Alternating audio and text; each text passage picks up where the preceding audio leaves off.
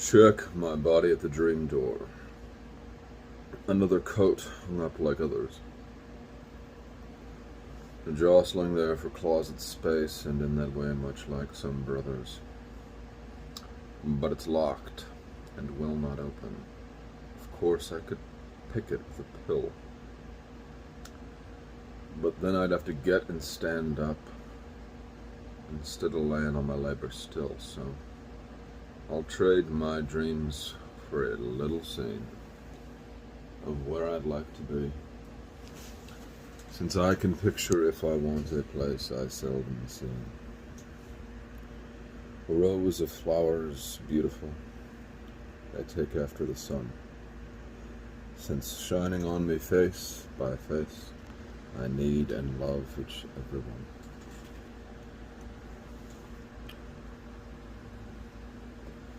It's a poem I wrote about sleep. That indefatigable enemy of the human race. I remarked to my mother that I think our society is chronically sleep deprived, and I stand by that remark.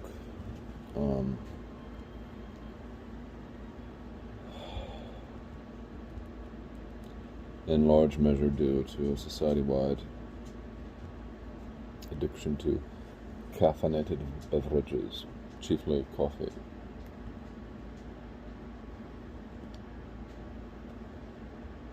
A somewhat nitwittish remark on my part, and yet nevertheless a true one, I maintain. And so, what to make of this subject of sleep? Previously I talked about vision in my last video of this kind. Now I'd like to talk about sleep. Sleep, that indefatigable foe. Und so.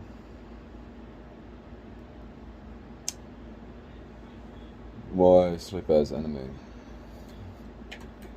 and not as friend, one might query. Und so, reply, do your friends, when you avoid them, seek vengeance? The answer being, if so, find new friends.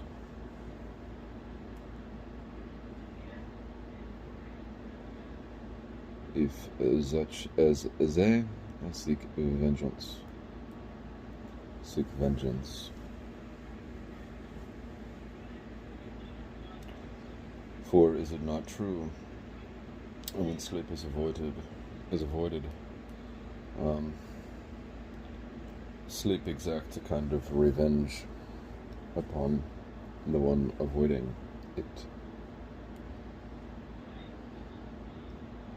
Or if not sleep itself, one's own body, one's own psyche seeks in curious ways to return to a state of equilibrium.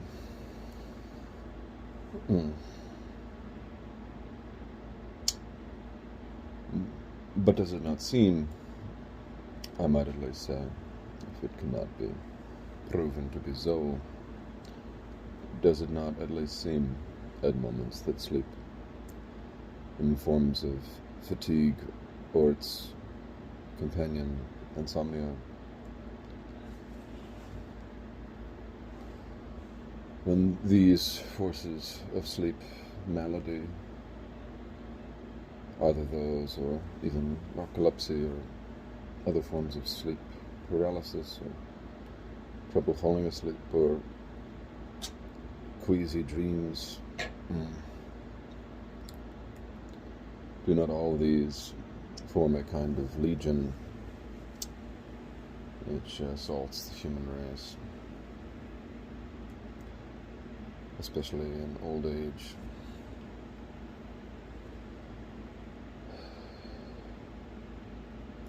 Especially in old age, it becomes harder to attain adequate slumber. And so,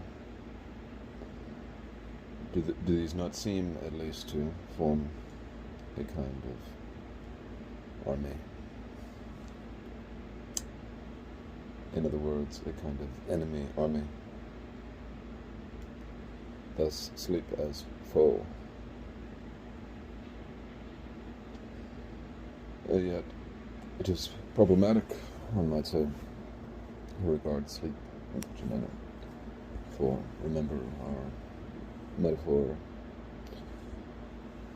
of sleep as enemy and sleep as, moreover, vengeful enemy. Not simply an enemy that will attack if it is provoked, but an enemy that may attack even when it is not provoked. Or is it not true that all of the aforementioned maladies involving sleep or lack of sleep or excess sleep all strike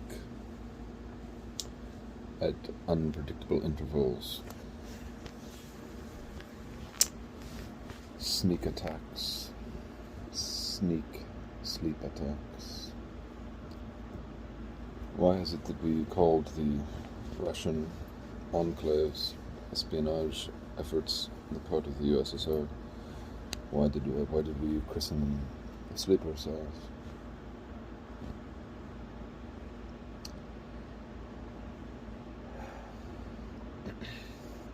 Sleeping to what? To pounce. And does not sleep itself pounce in these myriad forms? And so, because sleep is of this nature, to seek a seeming kind of vengeance, and moreover a haphazard kind of vengeance, involving, no doubt, a separate myriad of bodily, adrenal, even metabolic and vestibular, even, of course, central nervous and mucous and immunological systems of the body.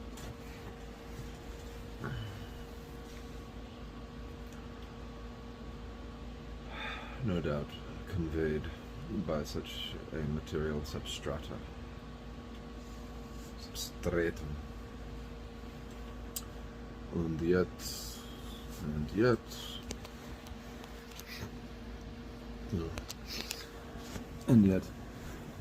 well, the only reason for saying any of that most recent thing is to express the notion that sleep does not perchance enjoy being regarded as enemy.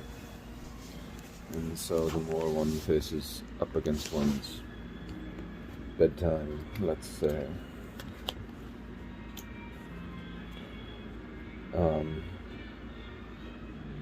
with less than loyal submission to sleep's charms, sleep's sometimes splendid charms, for as Nietzsche said of something else, one might say that sleep is a woman, slumber and sleep is a woman. I'm reminded of the poem about Cupid by William Blake. He said, why did they make Cupid a boy? He should have been a girl, for aught that I can see.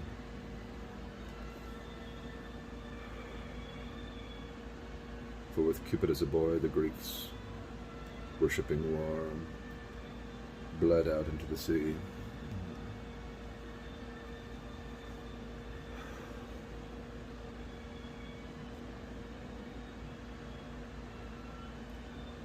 of Ilia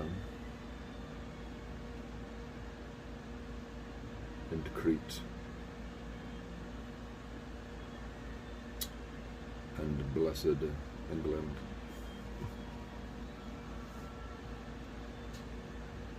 We shall see.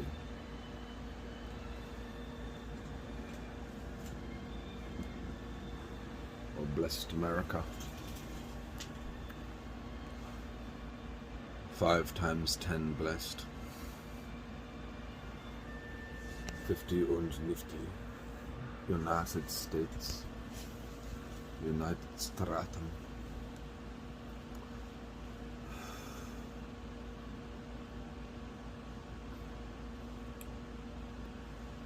And so, that interlude expressing somewhat coyly another notion that sleep, being a woman, is a seductive one, as it were. Not in a sexual sense, except perchance occasionally.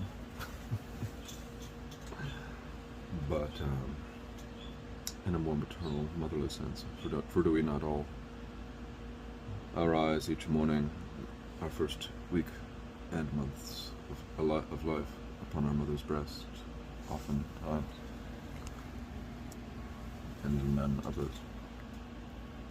And so sleep as feminine, and thus wakefulness, by syllogistic logic, as masculine, conscious reason, rather than dream and fantasy, and patching together through poetic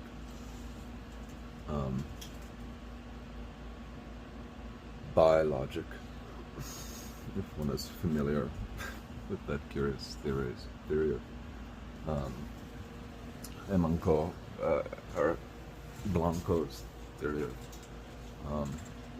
the unconscious as infinite sets, or if not, very well. But Ignacio Blanco's the unconscious as infinite sets theory, whose vast grasp of space-time squishage, his vast grasp of space-time squishology,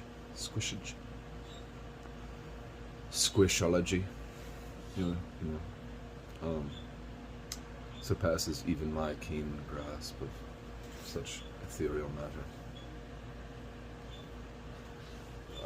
But nevertheless, sleep as feminine, and thus, point being, sleep as jealous, as having the female's wrath, a la Shakespeare's Lady Macbeth. Hell hath no fury, and so forth, and so on.